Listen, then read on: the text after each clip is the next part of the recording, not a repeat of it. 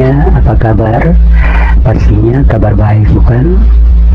Bersama saya Romeo Dirk Junior di channel yang spesial membahas tentang video-video apologet Kristen dan video-video kesaksian Kristen yang berasal dari sumber-sumber data yang terpercaya dan valid. Video ini bertujuan hanya ingin mengedukasi penonton tentang apa yang dibahas sesuai judul video. Ya, saudara sekalian, untuk lebih jelasnya silakan menonton video berikut ini sampai selesai sehingga Anda bisa paham dan mengerti apa yang dibahas. Jangan lupa tinggalkan pendapat Anda di kolom komentar. Selamat menonton. Terima kasih. God bless you. Nama saya Muhammad Yunan, umur 27 tahun, masih single. Saya bekerja di salah satu LSM yang bergerak di bidang kesehatan.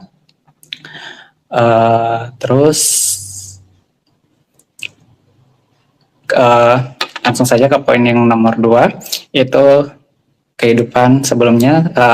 Saya sebelumnya itu, sebelum menerima Tuhan Yesus, saya punya cara yang berpikir sangat keras, tidak menerima pendapat, terus pokoknya dari hal-hal yang saya rasa berbau rohani itu, saya tidak bisa menerima itu. Tapi seiring berjalannya waktu, saya pernah bertemu dengan salah satu teman saya. Dia orangnya baik, penuh kasih. Ketika dia punya masalah, dia bisa menyelesaikan dengan kepala dingin, tidak menimbulkan amarah. Jadi dari situ saya banyak belajar untuk membandingkan dirinya saya. Saya bilang, kenapa dia bisa seperti itu walaupun kadang sudah dibuat orang, sudah diremehkan orang, tetap dia hidup dengan penuh kasih. Sampai suatu waktu saya pernah sharing-sharing sama dia. Saya mulai bertanya, kakak, kalau misalkan kakak dapat sesuatu masalah, kakak bisa menyelesaikannya dengan hal yang bagaimana? Kenapa selama saya kenal kakak, saya tidak pernah lihat kakak marah? Terus dia bilang, namanya saya, panggilan saya sebelumnya itu namanya Anang. Terus dia bilang, Nang, selagi kita menyelesaikan dengan kepala dingin, kenapa tidak? Toh lagian, walaupun kadang, karena ada beberapa teman-teman saya yang sempat saya lihat, selalu meremehkan, selalu Tuhan, nama Tuhan itu dibuat jadi bahan bercandaan. Jadi saya banyak berpikir kayak, kenapa seperti itu? Walaupun kadang saya orangnya keras, tapi saya tidak bisa, maksudnya saya tidak ini mempermainkan Tuhan sebagai candaan. Kenapa mereka seperti itu? Tapi apa yang dikasih sama temanku ini, kayak dia tidak marah, terus dia bisa bawa itu dengan senyuman. Terus saya bertanya, saya bilang, kakak itu kenapa, misalkan kok bisa kakak seperti itu? Terus kakaknya itu bilang, saya inisial saja ya, namanya Iwe. Kak Iwe itu bilang, di dalam agamanya kita, Nang, kita selalu diajar dengan penuh kasih, walaupun sekalipun dilempar batu kita bisa balas. Saya masih ingat itu, dia bilang bisa kita balas dengan kapas. Jadi seiring berjalannya waktu saya, sepenuh kasih itu mereka. Jadi dari situ saya bilang, ternyata Tuhan yang mereka imani itu memang benar-benar baik. Sering berjalannya waktu, Saya dihadapi dengan pergumulan-pergumulanku, saya pergumulan dari keluarga, banyak pergumulan yang dari keluarga yang saya hadapi, tapi saya tidak menceritakan itu dengan siapapun. Karena kenapa? Karena kalau saya mau ceritakan itu saya rasa percuma. Bahkan dari keluarga-keluarga terdekat itu mungkin tidak mengerti apa yang saya rasakan. Jujur saya seorang anak broken home. Saya punya pergumulan di keluargaku dari hal-hal kecil. Saya anak yang bisa dibilang kurang kasih sayang dari ibu, bapak. Jujur sampai sekarang saya itu belum pernah lihat bagaimana muka bapak saya. Dulu sebelum saya menerima Tuhan Yesus, saya selalu bawa dalam ibadahku sesuai versi kepercayaanku yang sebelumnya. Saya bilang, Tuhan, kenapa teman-temanku lain punya keluarga yang utuh? Bahkan kalau memang tidak punya keluarga yang utuh, tapi mereka masih bisa merasakan kasih sayang dari bapak, dari ibu. Tapi saya bagaimana Tuhan? Ini kayak tidak adil buat saya. Saya dalam hal-hal kecil saya pengen di satu momen kayak di sekolah, kayak pertemuan rapat wali murid, orang tuaku ada. Setidaknya kalau misalkan tidak ada mama, itu harus ada papa. Tapi kan sampai sekarang saya belum lihat muka papa saya bagaimana. Dan mama saya juga punya kehidupan baru, mungkin dia lebih mementingkan keluarga barunya. It's okay, tidak masalah buat saya. Tapi yang namanya seorang anak, tapi kayak punya rasa bagaimana. Di situ saya melakukan banyak pergumulan. Kadang saya selalu marah sama Tuhan. Saya bilang Tuhan itu tidak adil. Bahkan di saat saya besar, sudah lulus SMA, saya mulai merantau, saya kerja, itu saya sakit, masuk ke rumah sakit sampai 4 kali. Itu tidak ada keluargaku yang datang. Cuma ya orang-orang terdekatku, kayak teman-temanku, orang tuanya temanku yang sudah seperti orang tuaku.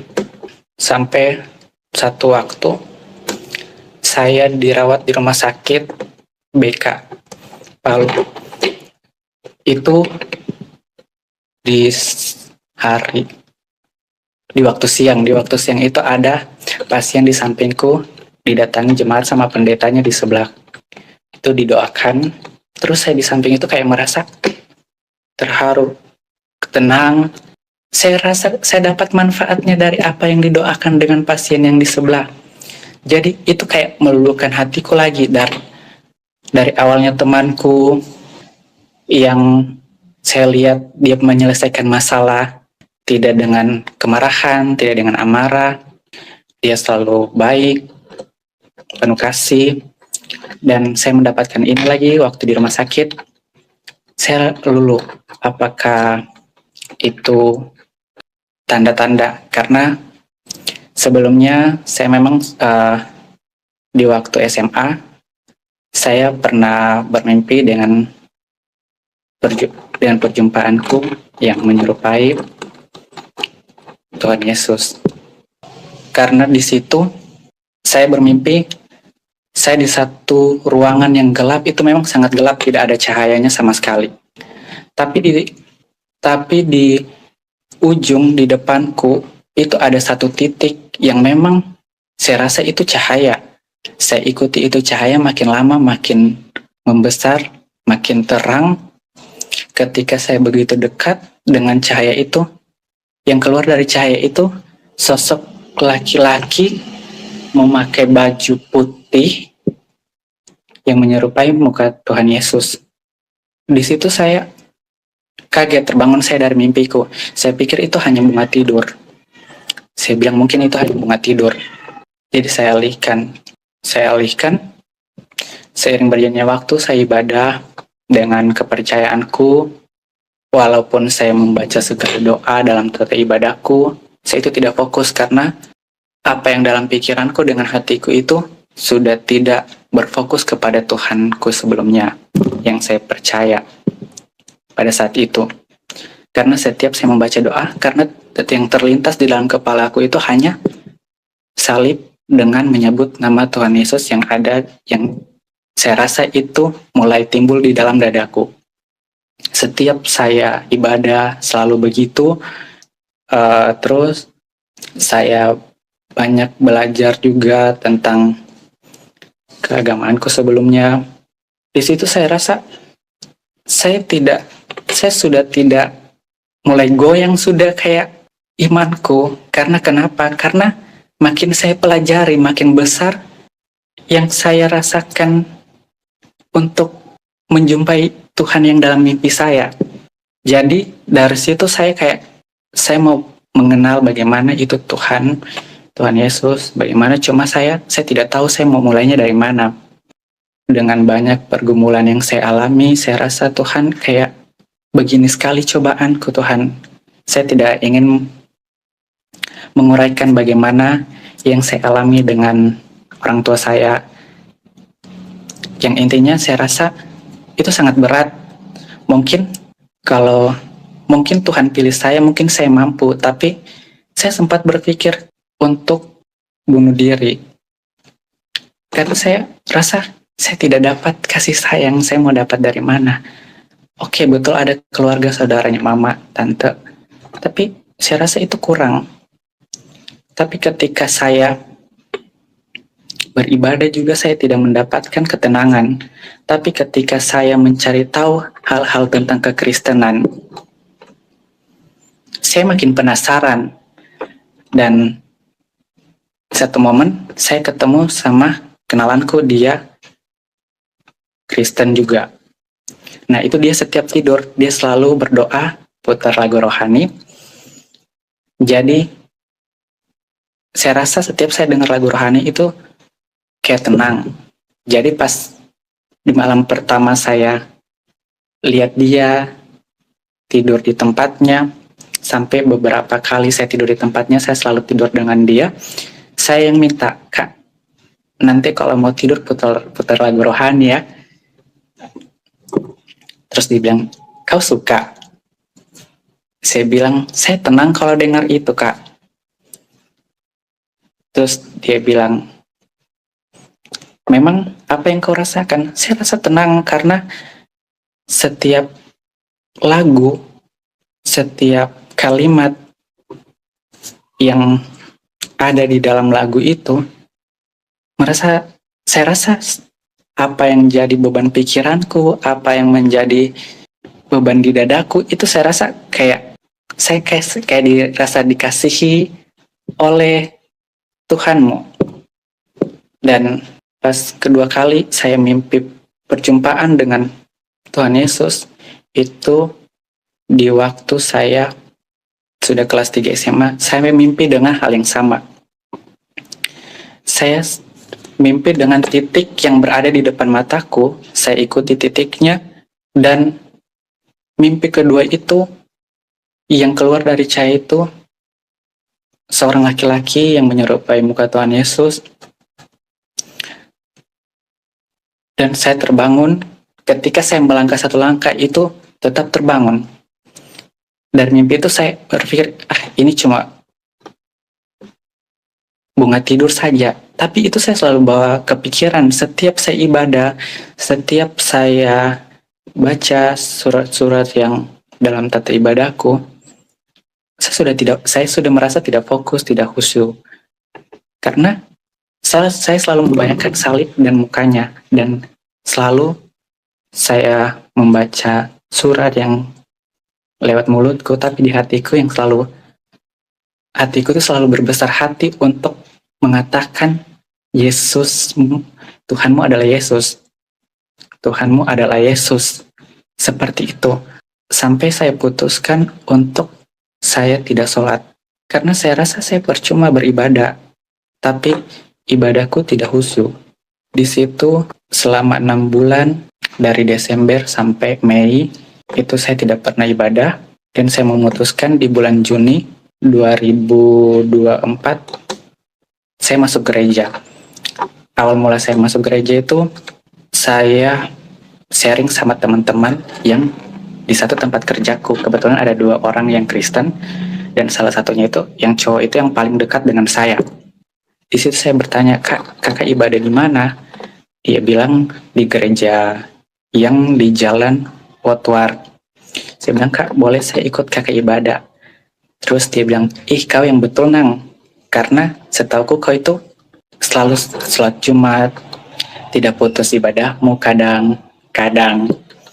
Tapi di situ saya meyakinkan dia, karena saya betul-betul kayak pengen untuk mencari tahu, untuk belajar tentang kekristenan itu bagaimana. Dan pada saat itu kita sudah janjian untuk pergi ibadah. Pas di hari Minggu, dia tidak telepon saya kalau dia pergi ibadah. Pas di jam 10 pagi itu saya kaget, baru bangun tidur. Saya lihat sudah jam 10. Saya bilang, kakak ini dia ndak hubungi saya. Padahal saya sudah janjian mau pergi dengan ibadah dengan dia.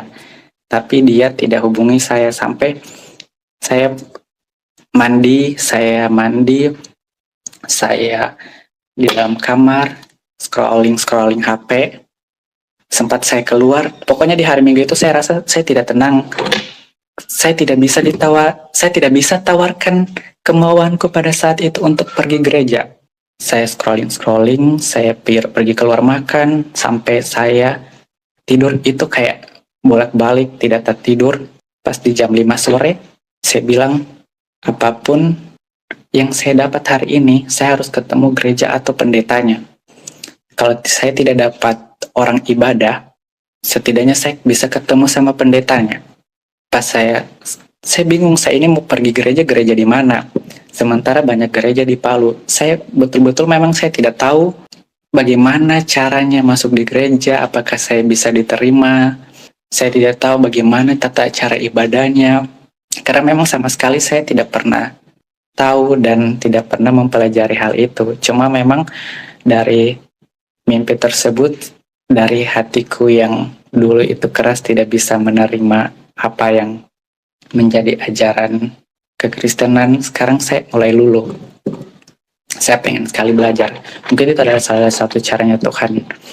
Pada saat itu saya scrolling IG, saya ketemulah salah satu akun gereja di mana tempat saya sekarang beribadah, di Gereja Betani, Palu. Saya scrolling, saya sempat DM akunnya, tapi itu tidak direspon sama sekali sama yang pegang akun gereja. Jadi saya bilang, daripada saya mau tunggu ini respon dari akun ini, mending saya mandi, saya cari alamat gereja itu di mana.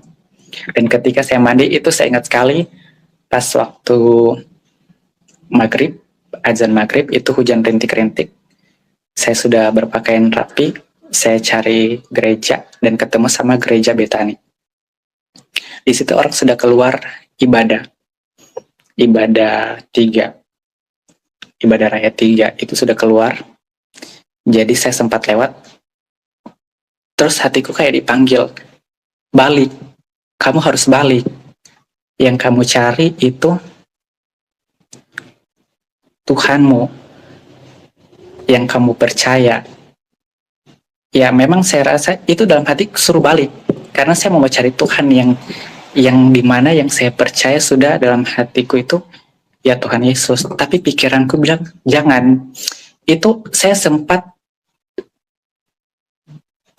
pikiran sama hatiku itu tidak satu.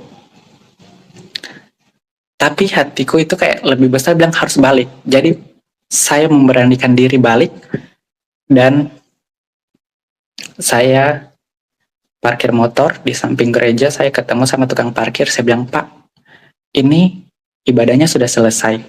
Terus itu bapaknya bilang, iya sudah selesai, tapi mau ada ibadah lagi untuk ibadah malam. Setelah itu saya pamit, saya bilang, Pak, boleh saya ibadah? Terus bapaknya bilang, silakan. Terus saya bilang lagi, Pak, mohon maaf, tapi saya dari sebelah. Terus bapaknya, kayak ragu sama saya karena saya di situ pakai masker, pakai kacamata karena saya takut nanti ada yang tahu, nanti sampai sama keluargaku, sama om-omku, karena saya tahu bagaimana lingkungan keluargaku dengan kerasnya ajaran dan kepercayaan mereka. Jadi itu om dengan penuh rasa ragu, dia iyakan ketika saya mau menuju masuk ke dalam gereja. Om itu panggil saya lagi, sini dulu, mana KTP-mu? Dia tanya, mana KTP-mu? Saya dimintai KTP untuk memastikan, dan dia percaya saya ketika dia melihat namaku sama keyakinanku. Dia ajak saya masuk. Dia suruh saya masuk. Ketika saya masuk dalam gereja, apa yang saya cari selama ini, saya rasa saya temukan di dalam gereja. Saya terharu, mata saya berkaca-kaca, tapi pada posisi itu ibadahnya belum dimulai. Cuma saya berpikir, Tuhan, ini yang saya cari selama ini. Kenapa pas masuk di dalam pintu gereja, hatiku saya rasa tidak seperti sebelumnya. Dan memang itu yang saya alami. Saya penuh haru pas ketika mulai ibadah, dengar pujian, mataku itu berkaca-kaca kayak, Tuhan, kalau memang ini, kuatkan hatiku supaya minggu besok saya bisa datang lagi di sini, di gereja ini, dan tuntun saya, Tuhan. Kalau memang saya yang Tuhan pilih, tuntun saya agar lebih cepat, lebih besar hatiku untuk menerima Tuhan. Dan ketika selama ibadahnya berlangsung sampai selesai, saya mau lama di gereja, karena saya rasa apa khotbah yang saya dengar tadi itu tidak cukup buat saya. Dan setelah itu saya pulang, saya kenal sama dua orang jemaat gereja situ. Saya kenalan, saya mengaku kalau saya dari sebelah, saya minta nomornya mereka, saya sharing-sharing, terus saya minta lagu-lagu rohani dengan judul-judulnya, saya bisa download. Di malam itu saya tidur dengan lagu rohani, saya tertidur. Setelah pulang dari gereja, saya rasa saya tenang, saya penuh sukacita, dan saya tidak sabar untuk menantikan hari Minggu depannya untuk beribadah. Seiring berjalannya waktu, saya masuk di bulan Juli. Di situ ada salah satu pendeta dari gereja lain datang khotbah di Betani. Yang saya ingat sekali, temanya itu tentang kasih Bapa. Di situ ada beberapa pesan yang disampaikan oleh salah satu pendeta yang khotbah itu. Saya sangat tersentuh karena di akhir khotbah itu dia berbicara tentang kasih Bapa teruntuk anak. Yang saya ingat sekali itu kata-katanya, teruntuk anak-anakku, jangan pernah takut, jangan pernah kecewa atas segala apa yang kau hadapi dari manusia-manusia. Sesungguhnya engkaulah anak-anakku yang kukasihi. Di situ saya terharu. Saya bilang, Tuhan secinta itu Tuhan sama umatnya. Saya sebelumnya tidak pernah dapatkan ketenangan dengan cinta, karena setiap saya ibadah sebelumnya saya tidak pernah dapat itu. Saya cuma dapat di waktu saya ibadah itu kacau. Saya harus berkelahi hati dan pikiranku, karena hatiku kayak bilang, inilah Tuhanmu, tapi pikiranku bilang, itu hanya perasaanmu. Tapi ketika saya masuk gereja selama 2 bulan, saya sudah benar-benar kayak memutuskan saya harus dibaptis. Karena yang saya percaya ya Tuhan Yesus itu sudah juru selamatku. Dan saya sempat menyesal, karena kenapa nanti di umur 26 tahun saya baru bisa saya terima Tuhan Yesus. Kenapa tidak dari sebelum-sebelumnya? Dulu saya sudah pernah dikasih mimpi, tapi kenapa saya anggap itu hanya bunga tidur? Saya sudah melalui perjumpaan-perjumpaan, tapi saya kesampingkan. Tapi kali ini saya tidak menyia-nyiakan kesempatan itu, karena mungkin ini cara Tuhan untuk memilih saya dan menyelamatkan saya untuk memulai hidup baru. Di minggu ketiga bulan Juli, saya ketemu sama gembala gereja dan saya minta untuk dibaptis. di minggu itu saya sudah mengurus semua persyaratannya, termaksud surat pernyataan dengan materai, dan di proses itu saya juga punya kesaksian. Pada saat itu saya belum gajian, uangku pada saat itu hanya 20.000. Saya harus beli materai, saya harus buat pas foto untuk akta baptis. Dan saya harus ketemu Pak Gembala itu jam 10. Saya masih ada di kantor, di tempat kerja. Jadi ketika pada saat itu saya bilang, Pak, saya chat Pak Gembalanya, Pak, boleh jam 11 karena saya masih di kantor, saya masih banyak pasienku yang saya urus. Mungkin jam 11 saya ke gereja ketemu Bapak, mau konseling. Tapi sebelumnya saya bilang, saya mau urus segala persyaratanku. Dan sudah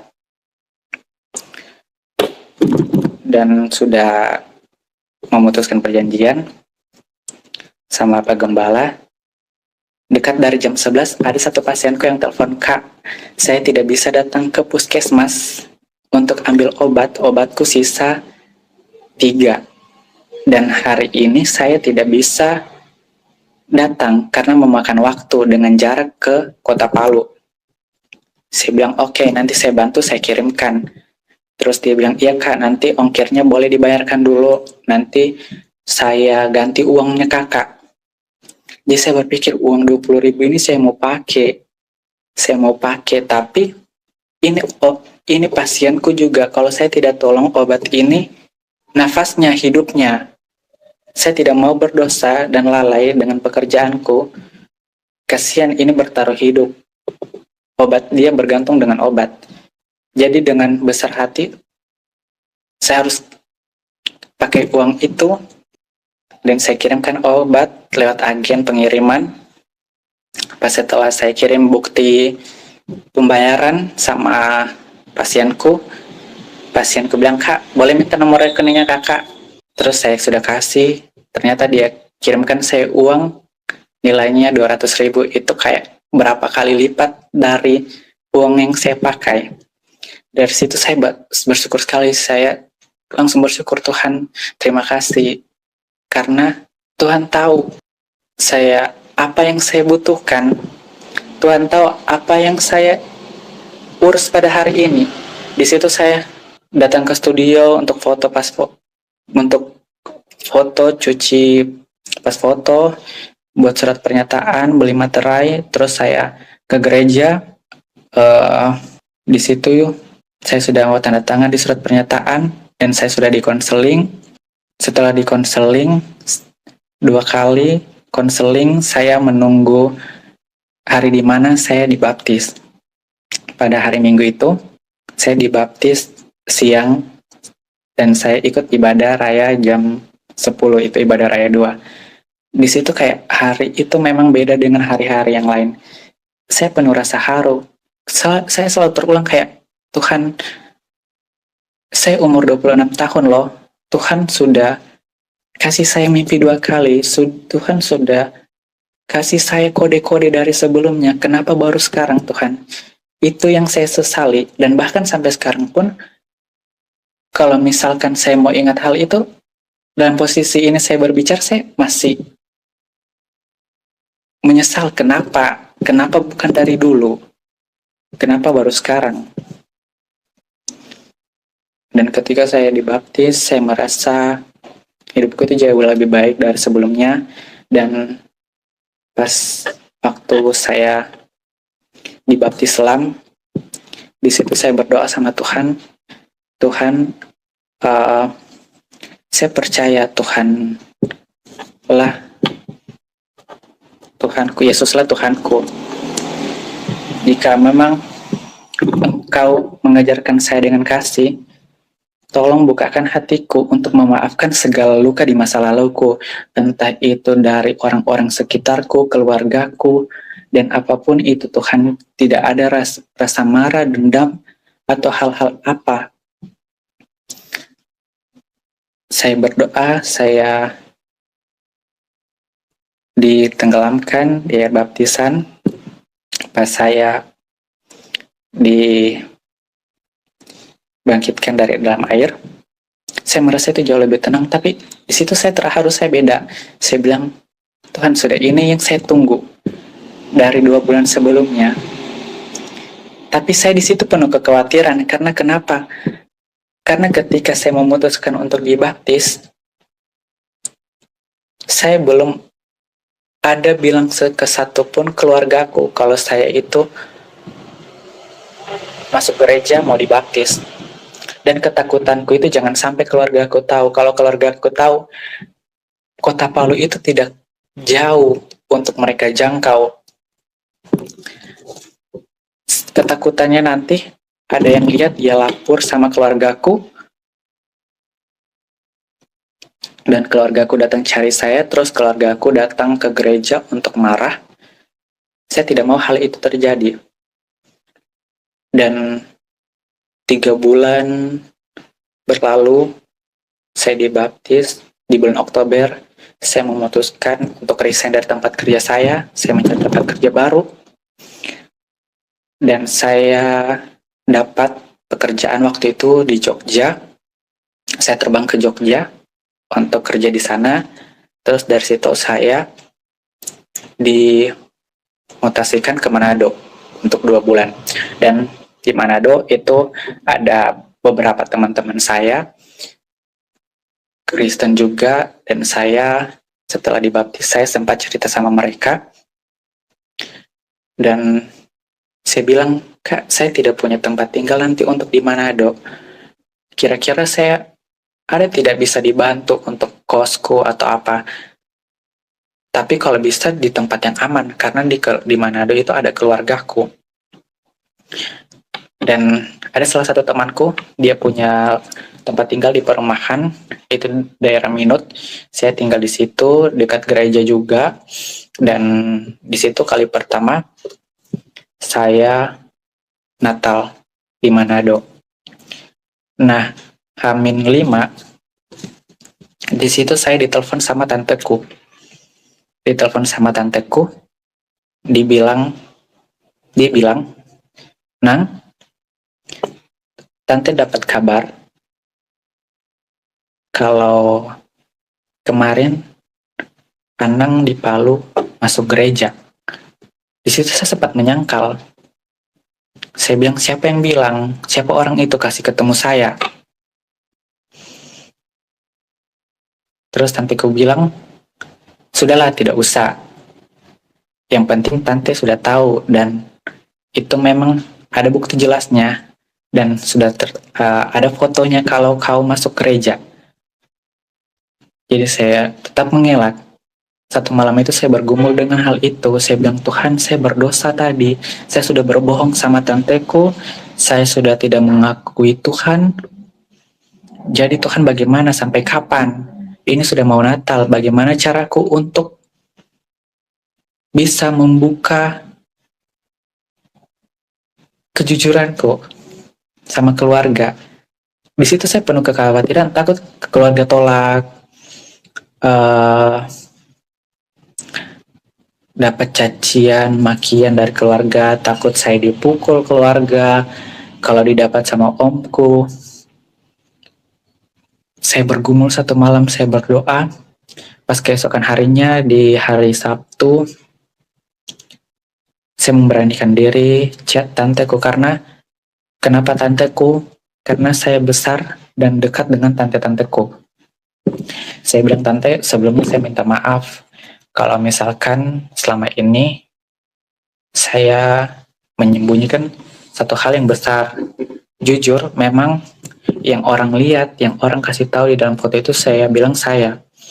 Dan sejak bulan Juli akhir di 2024, saya memutuskan untuk dibaptis dan menerima Tuhan Yesus sebagai Tuhanku.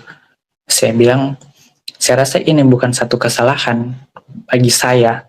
Dan memang saya rasa itu bukan kesalahan Kalau mau kecewa ya silakan kecewa, saya minta maaf. Tapi kalau mau dibilang itu keputusan yang salah bagi saya itu bukan keputusan yang salah, karena yang saya imani Tuhan Yesus itulah Tuhan yang penuh kasih. Sebelum itu saya belajar karena beberapa ayat di dalam Alkitab sebelumnya itu ada yang artinya pada hari akhir itu Nabi Isa turun dan Nabi Isa adalah juru selamat. Jadi saya cocok logi. Berarti apa yang disampaikan di dalam Alkitab sebelumnya dan memang betul dialah juru selamat. Jadi kenapa saya menguatkan hatiku untuk memilih dibaptis dan percaya Tuhan Yesus itu adalah Tuhan. Seketika saya chat panjang lebar beradu argumen sama tanteku, masuklah chat dari tante-tanteku, dikirimlah ayat-ayat terus sama ceramah-ceramah. Saya berdebat, di situ saya berdebat hebat sampai saya menangis. Saya rasa Tuhan mungkin sudah ini yang namanya dibilang pikul salib, karena ya tidak gampang untuk menjadi pengikut Tuhan Yesus. Betul memang yang dibilang sama Pak Gembala waktu di konseling. Dari situ saya tidak ada rasa kayak untuk reaksiku untuk kayak patah semangat, lemah imanku, tidak. Tapi saya makin semangat karena saya berpikir begini, kalau memang Tuhan tidak baik, Tuhan tidak membawa saya sampai di tempat ini. Dan di tempat ini keluargaku tidak tahu saya. Karena yang keluargaku tahu saya ada di Jogja.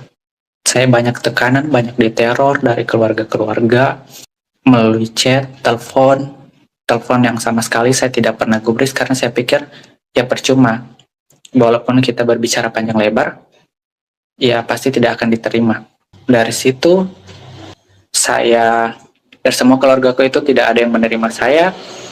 Dan pada pas hari Natal, beberapa setelah hari Natal, di situ saya dapat kabar dari salah satu tanteku.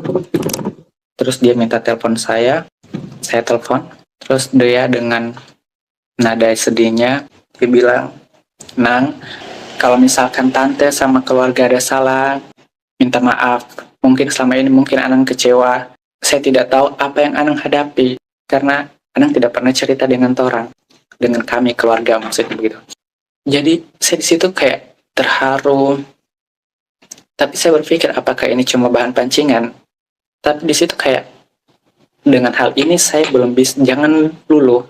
Karena kenapa? Karena nanti saya takut ketika saya memberanikan diri untuk tampil terus kayak muncul di depan keluarga, saya pasti jadi bulan-bulannya keluarga kayak dicaci, dihakimi. Jadi saya bilang, "Tante, dimanapun saya sekarang, saya sudah nyaman. Apapun keputusanku," saya bilang, "tolong jangan pernah diganggu apa yang saya yakini sekarang. Kita bicara-bicara banyak, mungkin tentang keluarga saya tidak bisa juga harus menceritakan secara detail. Takutnya nanti akan menjadi masalah ketika didengarkan sama pihak keluarga." Di situ sampai saya bingung, sempat bingung. Karena kenapa? Karena di situ saya merasakan kayak saya diperhatikan, saya dikasihi, saya sempat goyang.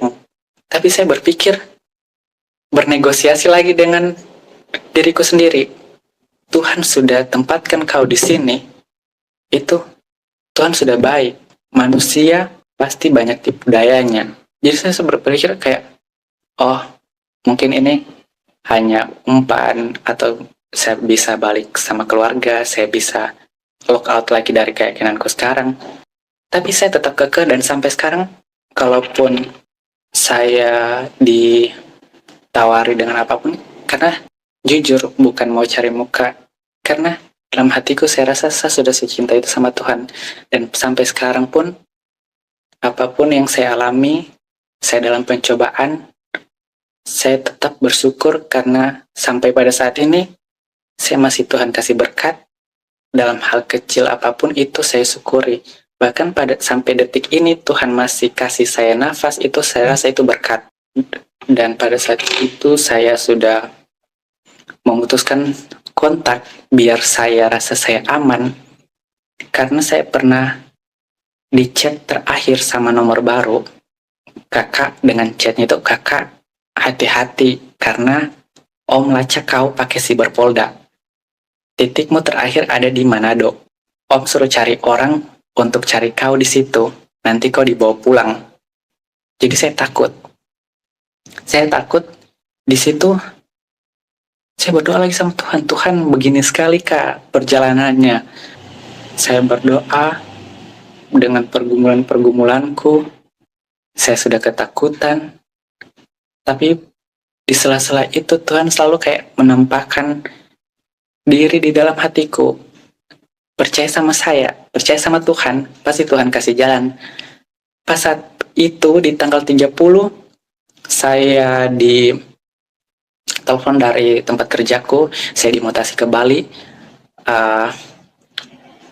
Tanggal 30 itu saya harus dimutasi ke Bali. Ya.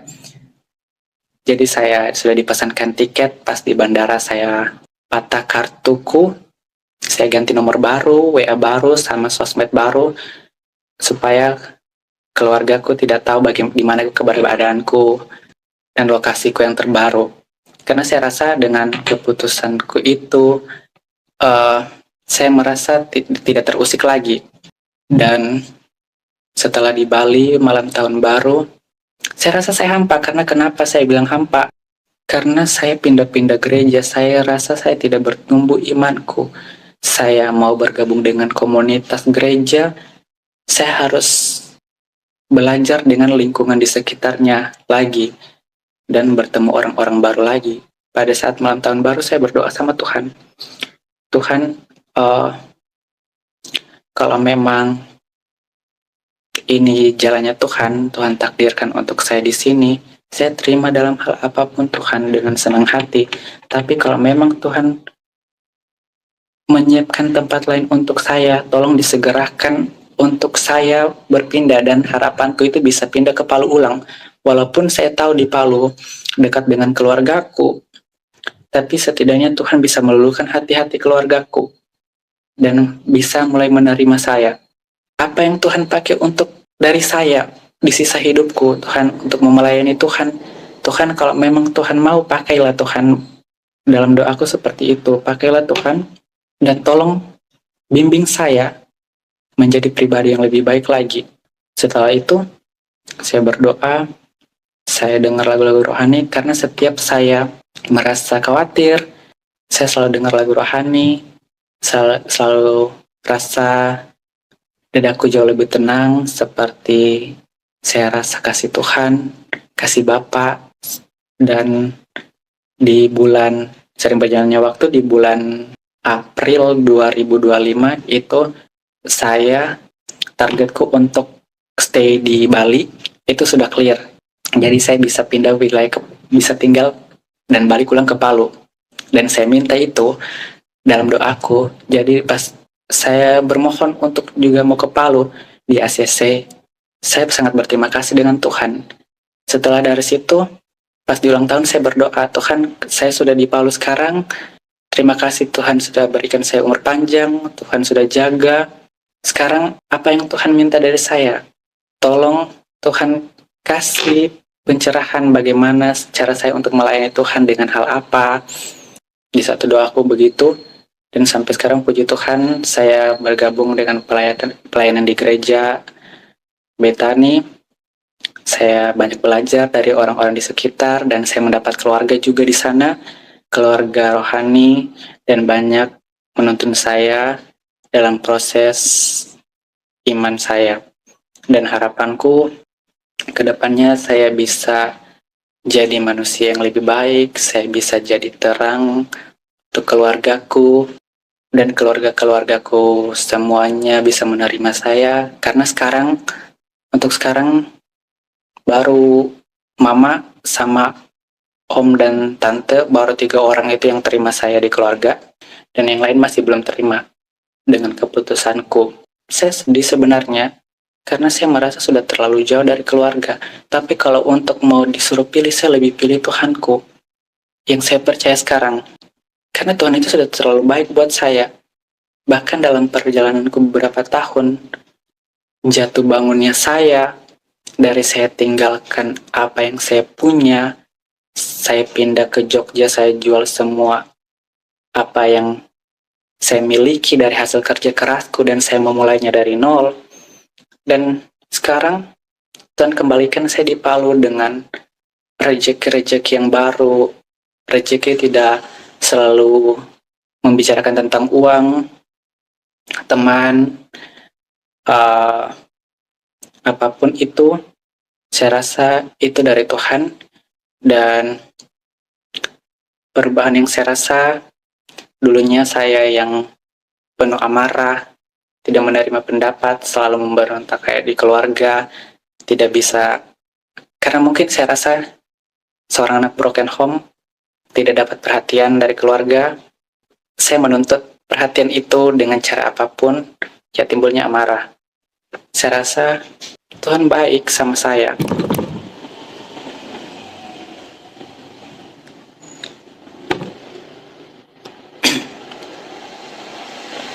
Dan harapan saya semua keluarga bisa terima saya nanti ke depannya bagaimana, dan saya bisa berkumpul bersama keluarga lagi walaupun sudah berbeda kepercayaan. Terima kasih.